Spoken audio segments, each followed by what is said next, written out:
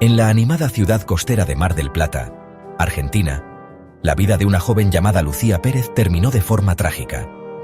Con solo 16 años, la historia de Lucía es una de inocencia perdida y de búsqueda de justicia, una historia que sigue conmoviendo mucho a todo un país. Su trágica muerte el 8 de octubre de 2016, sin embargo, dejó una sombra muy grande sobre quienes la conocían y provocó un movimiento que iba a cuestionar las normas de la sociedad y las prácticas de los jueces en Argentina. El caso de Lucía Pérez se ha convertido en un símbolo de la lucha de muchas personas contra la violencia de género. Este terrible suceso no solo mostró los fallos del sistema al tratar los delitos de género, sino que también animó a mucha gente a actuar y a pedir un cambio. La historia de Lucía fue más allá de su propia vida, convirtiéndose en un símbolo tanto de sufrimiento como de esperanza. Su historia nos recuerda una dura verdad: lo indefensas que están las mujeres en sociedades llenas de odio hacia ellas y de indiferencia. El 8 de octubre de 2016, la vida llena de alegría de Lucía Pérez se apagó en unos hechos que dejarían en shock a todo el país. A Lucía la recogieron Matías Gabriel Farías y Juan Pablo Ofidani, unas personas que causarían su trágico final. La llevaron a casa de Farías, haciéndole creer que era una salida normal, un lugar que pronto se convertiría en el escenario de un horror terrible. Según lo que se descubrió en el segundo juicio, Farías le dio drogas a Lucía para quitarle la voluntad, un acto horrible, pensado para poder agredirla sexualmente. En el juicio se supo que Lucía sufrió una violencia extrema, que le causó la muerte por asfixia, debido a un shock tóxico por cocaína. Después del crimen, encontraron el cuerpo de Lucía en un centro de salud cercano, abandonado y frío. La gente de Mar del Plata quedó en shock, sin poder entender la terrible maldad que le habían hecho a una de las suyas. El examen forense del caso de Lucía Pérez sirvió de testigo silencioso de las atrocidades cometidas. En los laboratorios forenses, que son lugares muy limpios y especiales, los expertos reconstruyeron la terrible cadena de sucesos que llevó a la muerte de Lucía antes de tiempo. Según los informes de los forenses, Lucía sufrió heridas muy graves, de esas que se ven en una agresión sexual con mucha violencia. El examen descubrió que tenía lesiones muy serias, como un desgarro en el esfínter anal. Esto demostraba la violencia tan grande que usaron contra ella. Estas heridas, y además las drogas que encontraron en su cuerpo, contaban una historia muy clara: la habían forzado y habían abusado de ella. Las pruebas de los forenses no dejaban ninguna duda de lo que había pasado. Eran muy importantes para contradecir a cualquiera que dijera que Lucía había estado de acuerdo. Que esta droga estuviera en el cuerpo de Lucía no solo demostraba que algo muy malo había ocurrido, sino que también dejaba muy clara la mala intención de los culpables. El trabajo tan cuidadoso de los forenses fue clave para poner en duda lo que se pensó al principio sobre el caso. Así, ayudaron a preparar el camino para un proceso legal con más información y más justo. El primer juicio del caso de Lucía Pérez, que se hizo en 2018, estuvo lleno de polémica y provocó una enorme indignación. El Tribunal Oral en lo Criminal número 1 de Mar del Plata, formado por los jueces Facundo Gómez Urso, Pablo Viñas y Aldo Carnevale, dictó una sentencia que parecía no hacer caso a las pruebas ni al clamor que pedía justicia. En una decisión que dejó a mucha gente sorprendida y confundida, los jueces declararon inocentes a Matías Gabriel Farías, Juan Pablo Ofidani y Alejandro Alberto Maciel de los delitos de agresión sexual con resultado de muerte. En vez de eso, solo los encontraron culpables de delitos de drogas y les pusieron una condena de 8 años. Esta sentencia recibió muchísimas críticas por basarse en prejuicios y en suposiciones sobre cómo era Lucía. La polémica sentencia provocó una gran indignación en todo el país. Mucha gente sintió que la decisión reflejaba el profundo machismo que había en el sistema judicial, donde a las víctimas de violencia de género a menudo se las juzgaba con ideas anticuadas e injustas.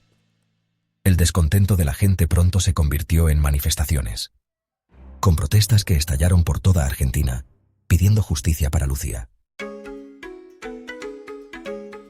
La lucha por la justicia en el caso de Lucía Pérez no terminó con el primer juicio. En 2023 se celebró un segundo juicio, ofreciendo un rayito de esperanza para quienes buscaban que los responsables pagaran y encontrar un poco de paz.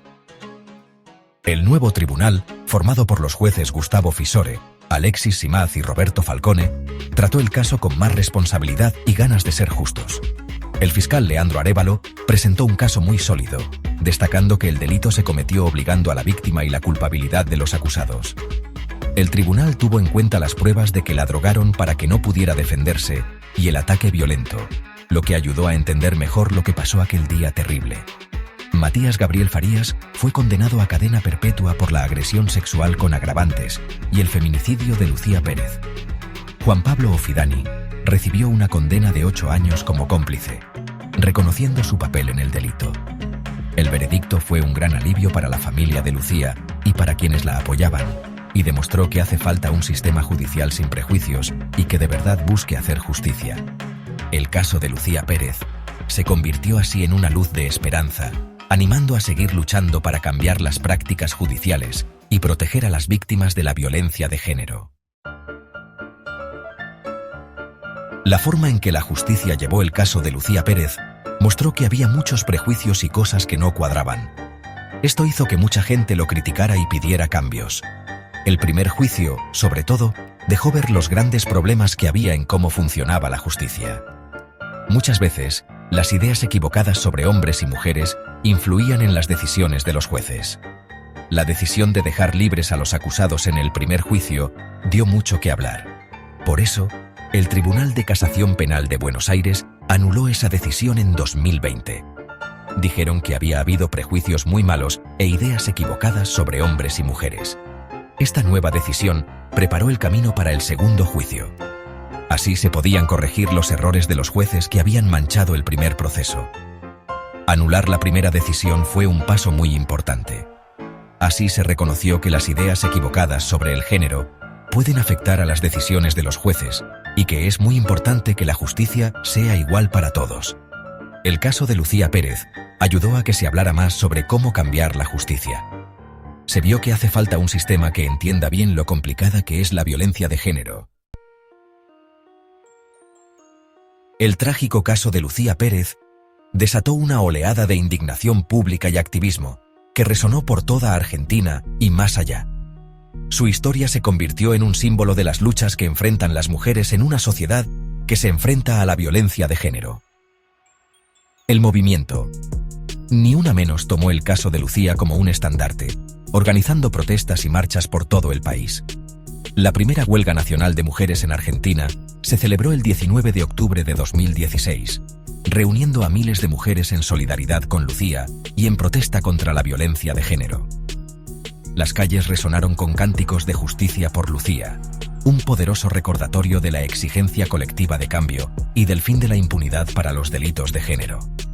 El impacto social del caso de Lucía fue más allá de las marchas y protestas, impulsando amplias discusiones sobre los cambios culturales e institucionales necesarios para abordar la violencia de género de manera eficaz.